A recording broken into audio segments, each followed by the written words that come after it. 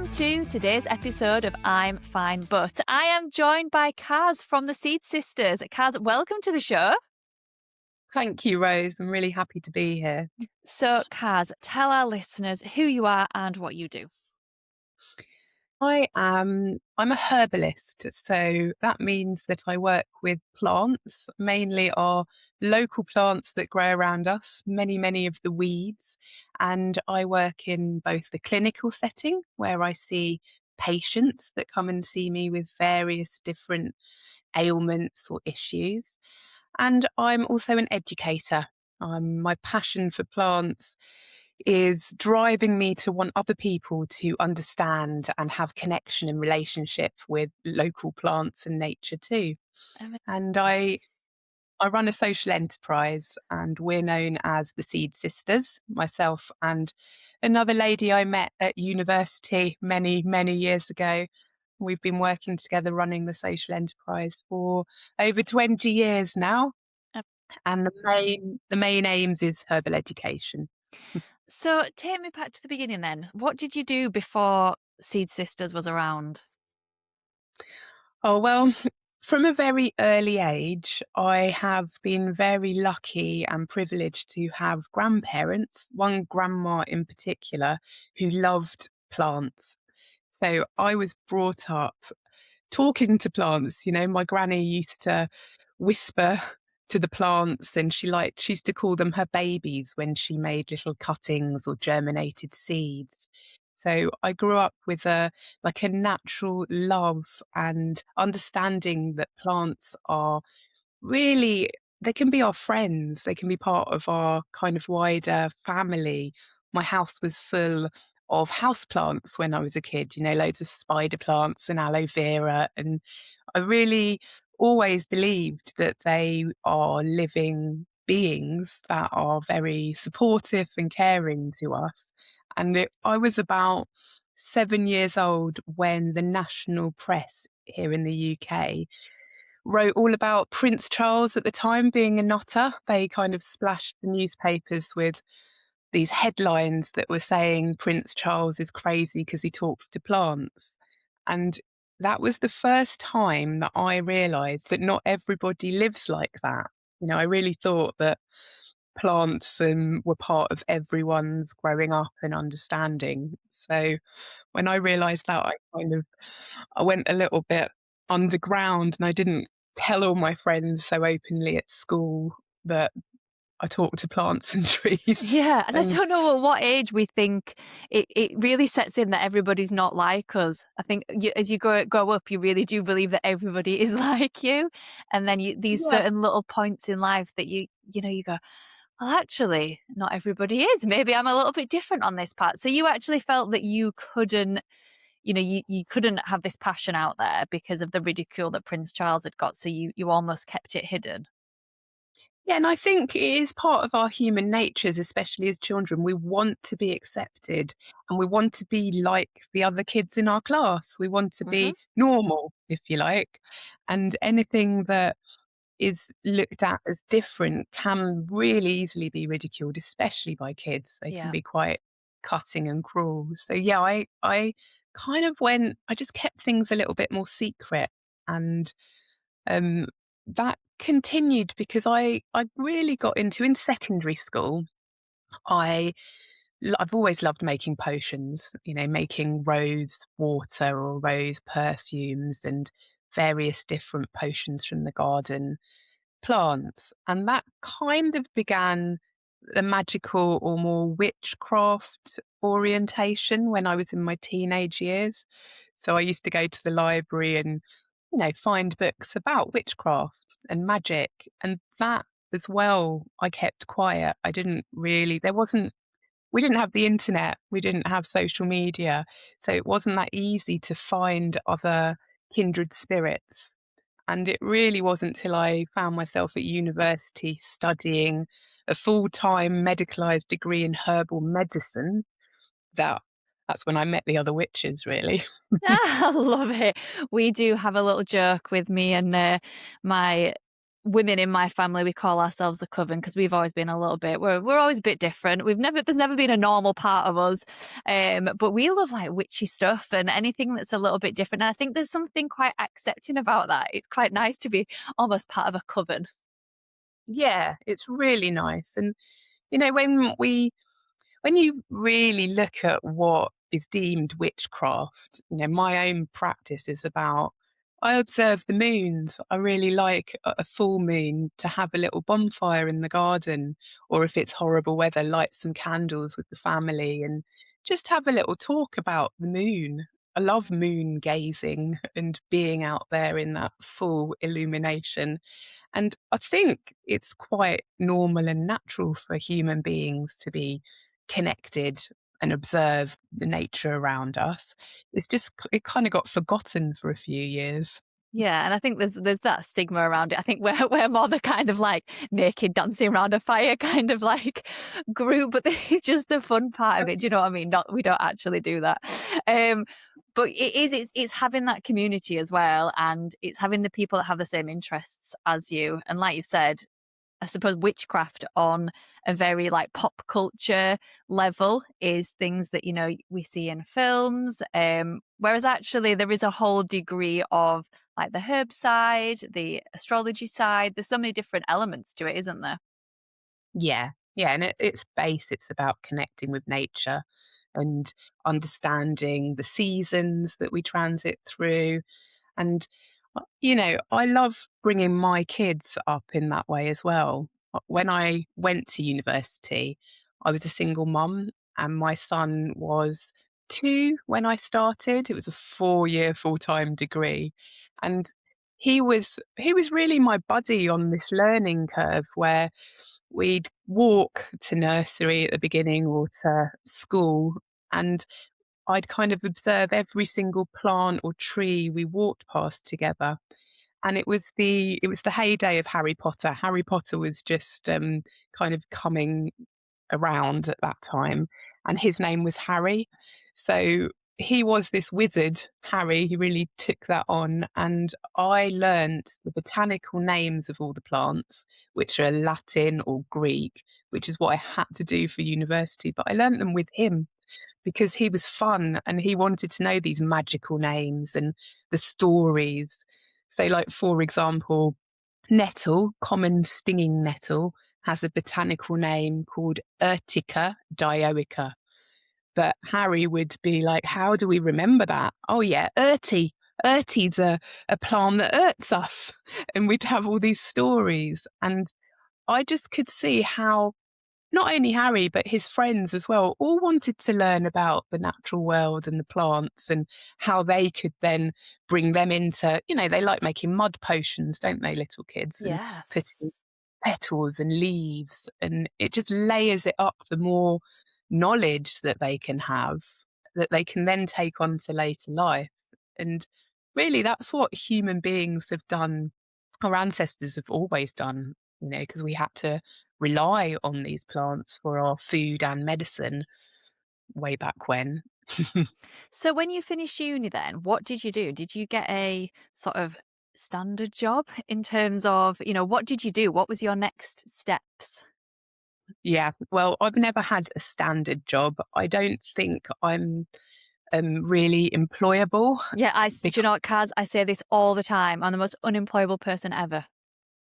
yeah, I mean, it's only transpired recently that I'm classified as having ADHD. So I've become, um, what do they call it? I got a diagnosis about a year ago.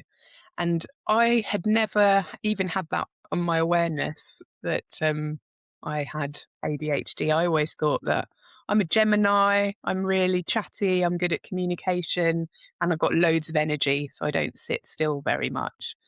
And because of that, probably, I'm not very good at following other people's like rules, regulations, stipulations, Yep. orders.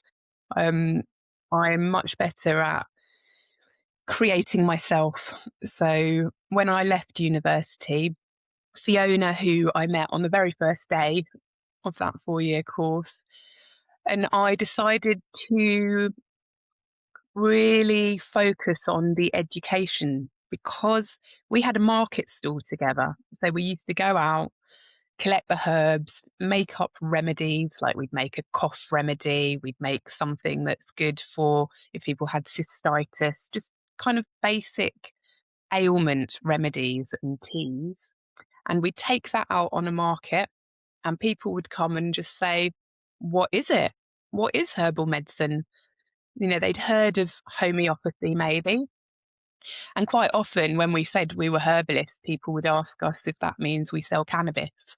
Oh, That was that was a standard response. It's going back 20 years, but people really didn't have a clue what herbal medicine was.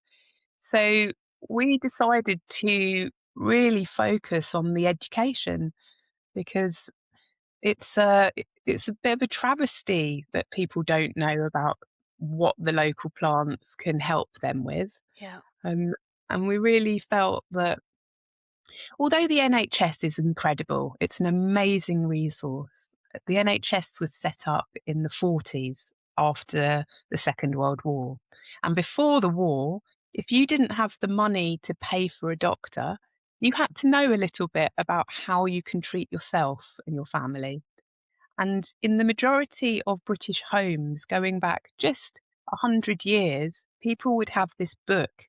And it's a book by Nicholas Culpeper that was written in like the 1600s, and it's called Culpeper's Complete Herbal. And it was one of the widest um, proliferating texts because it was the first book that wrote in English about what the herb was and how you can make it into a remedy. So if you didn't have the cash to pay for expensive doctors, you would have had that, or someone in your family would have had that. And if you got a cold, they would have known that the elderflower and the mint mixed together is really good for helping with the congestion of the mucus and easily make up a remedy. And when the NHS was formed and medicine became free, people slowly started relying on their doctors. And why wouldn't you? So they'd go to the doctor. And when the NHS was first formed, there's a book called the British National Formulary, which has all of the medicines that a doctor, a GP, can prescribe to their patients. And that book was full of herbs as well as pharmaceutical drugs. And now, going fast forward many years, there's only three herbs left in that book, and the rest is made up by a multitude of different drugs. And I'm not anti drugs or anti medicine, but I am anti taking away our own innate knowledge and the information of how to treat ourselves. Because we can see now that the NHS is kind of eating itself because everyone's so reliant on going to the doctor. We often say if you go to the doctor and take up that time when you've got a sore throat because you don't know that a sage plant, sage that we'll have sage and onion stuffing, for example, that sage plant is amazing for a sore throat. And often people will walk past the sage plant to get to their GP and just not have the understanding or know how to be able to pick a few leaves, make an infusion, and drink that to help themselves. yeah, and it's so powerful, and it shows so much how, as an economy, we've come to rely on these quicker fixes, and we are moving slowly away. And I was talking about this the other day, how much we're moving away from almost human instinct, and how much we're moving towards the things that maybe are not as aligned with our instinct, but are a quicker fix. Whereas historically, if we were, back in the caveman days, if we needed something, we would go forage for it, we'd go find it. And the quick fix now is that we will use Uber Eats, or we'll get someone to bring it to us because we can do that. And how do we keep that balance of being innately human and having our instincts and having these skills, but also in this new digital world? It's a really hard juxtaposition that I think sometimes fight against each other a little bit. Yeah, they're very opposing, aren't they? And I think that about when I get in the car, I'll automatically turn on maps when I go to places. And I used to have actual physical Yeah. paper maps in my car. But my grandkids, who are now 7, 5, and nearly 2, I feel like I want to teach them how to read a physical map Yeah. because right now, the digital age, it's exploded, hasn't it? But we don't know in the next few generations if it survives. We don't know if the internet won't go down at some Yeah. point. And if we outsource our brains to let a computer think for us, then it's much harder to claw back that. Especially, as children, we learn so much, don't we? Our brains so like flexible, and I, I really believe that it's important that we teach children early the basic skills that I grew up with. It's be a shame to just dumb down the population. Yeah, definitely. And I've started doing this thing because so much of my business and my time during the week is spent on a screen or on a laptop or having meetings. So I started doing on a weekend, I'd leave my phone in the office. I've just got my like emergency phone, which is just like for the kids. And I was messaging my husband on a Monday morning and he'd be like, "Are you all right?" And I'd be like, "I feel like homesick." I was like, "I feel homesick every Monday morning for the last, since I've started doing this." And I've really attributed that to the fact that actually having a complete detox for a few days, you almost then have a resistance to go back into this modern. I mean, to some extent, the children are going to school, he's gone to work, I'm in the house by myself, I'm back to almost that Monday feeling. But I realized it was the tech. It was not being on social media for the weekend and having everything scheduled, and it was not being on the screens all the time. And we spent like last weekend in the garden, we revived our pond and we put new plants in it. And it was just so nice. And he did say to me, he's like, "You're just so happy, aren't you?" And I was like, "I really am." I'm like, why do we not realize that the things that are really, they are basic to human instincts actually sometimes just make us so happy? They really do. And there's lots of studies now. We've got scientists studying the effect on our human emotions of the simple things like bird song. I saw a research scientist with a stool recently, and they're working out how our happy hormones respond to sitting in a space and just listening to the birds without any phone or tech or anything, and how that really supports the neurotransmitters like serotonin that make us feel happy.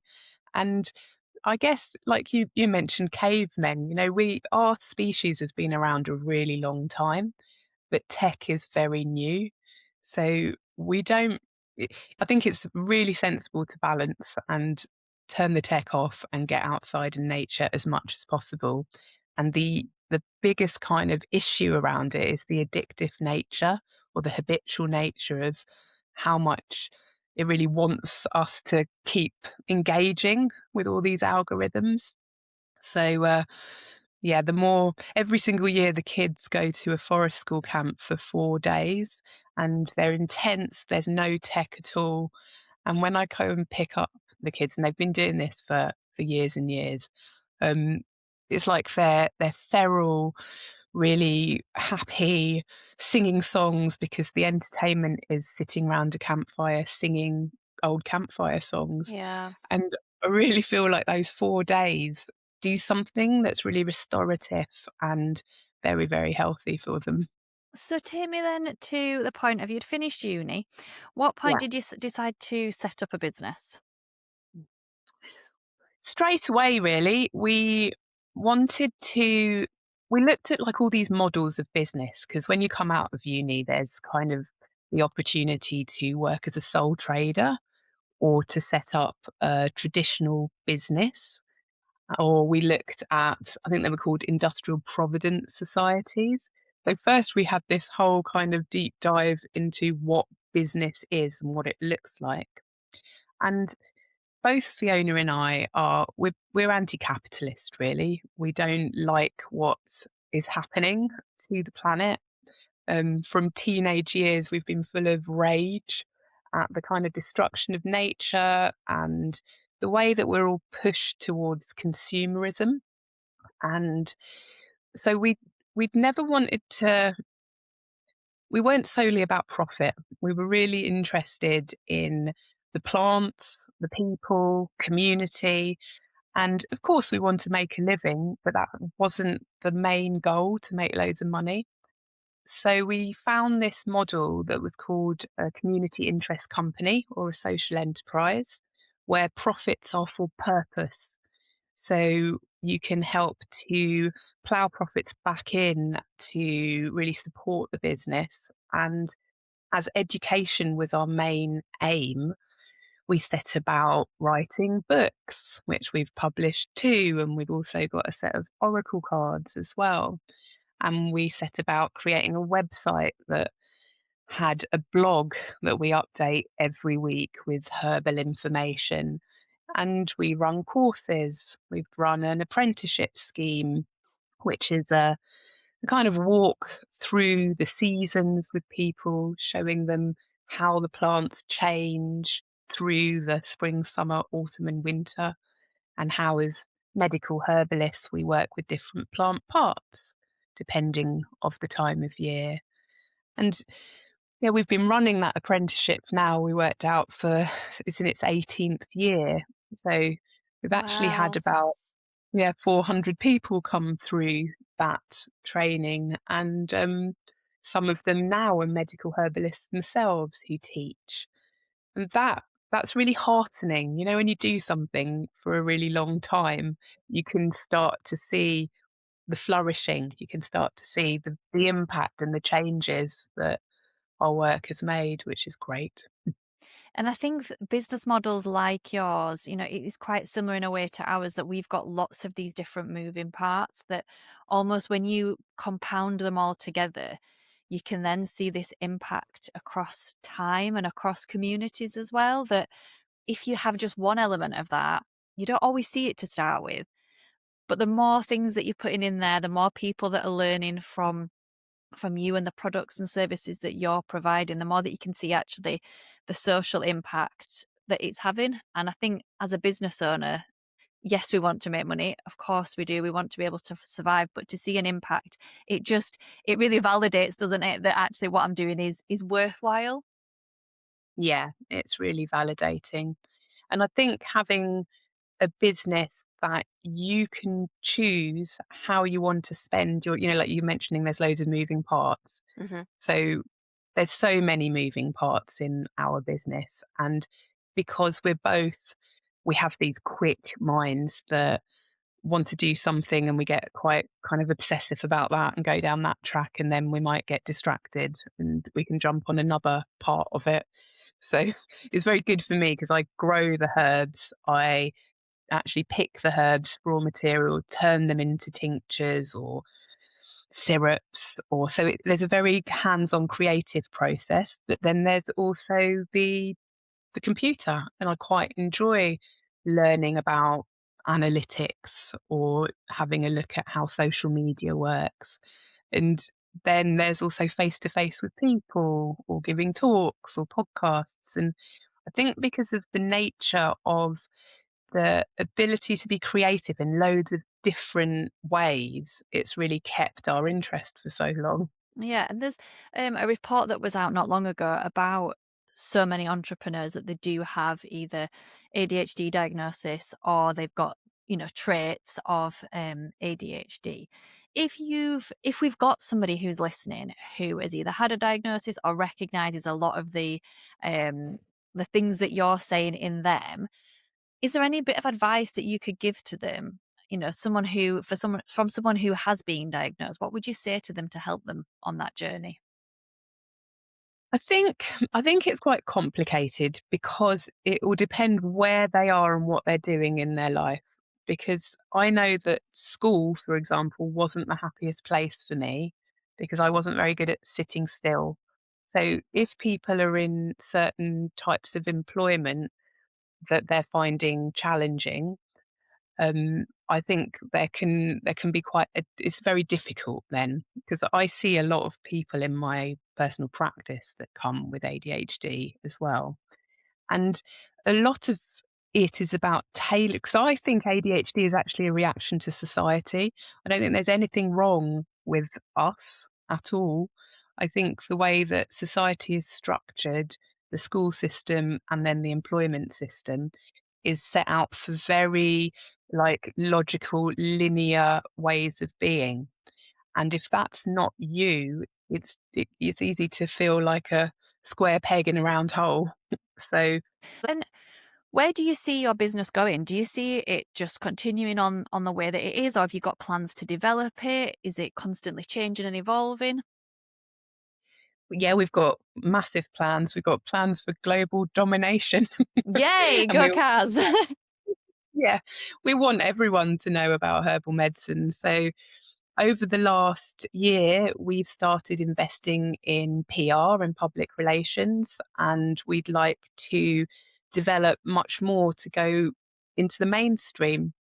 And we've called ourselves herbal drama queens in one little cog, because we love dressing up in big, flashy, glitzy costumes and embodying the plants. And we studied stand up comedy and some performance art, so that we go to quite big events, conferences, and big festivals. And we do like half an hour shows that are tongue in cheek and very silly and funny, that have a kernel of herbal information in there, because we know that people learn through laughter and story, and that's what we're bringing to life. So we'd like to go even bigger with that. I love that because I think you do have to really open things out, don't you? You have to be really creative with your different ideas and your different strategies and your marketing and how you're going to bring people in. And that's something that's really rememberable as well if someone was watching it. So, if we've got listeners who are thinking about starting a business, we ask all our guests if they can give us one piece of advice that they would give to somebody who is either thinking of starting a business or has just started. So I got a big boost in the piece of advice when I started, and I was told that it takes 5 years for a business to really start seeing return and seeing who this business wants to be.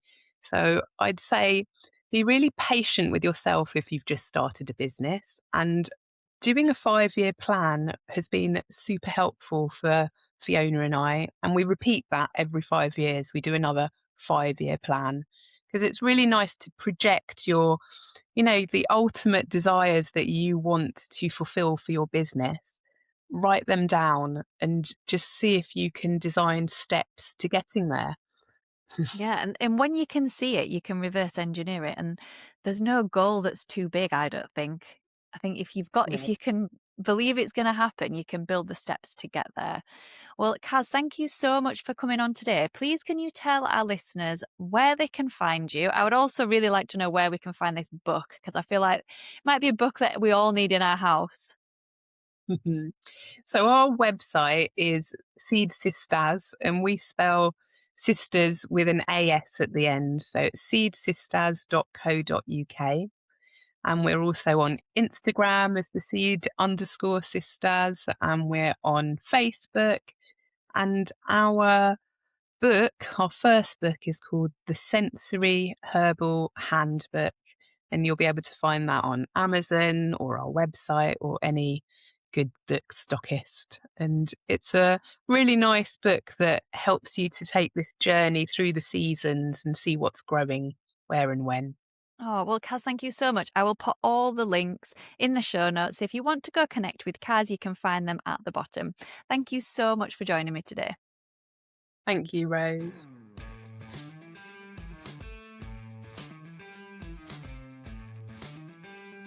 You've just listened to I'm Fine But. If you're unsure about business or what really matters to you right now, why not take our free core values course? It's linked in the show notes and it's a brilliant place to begin. Don't forget to subscribe so you never miss an episode, and you can follow us online at all your favourite social media platforms at Baby Beats UK. Until next time, I'm Rose, and I'm fine. But, honestly, we're all just figuring it out.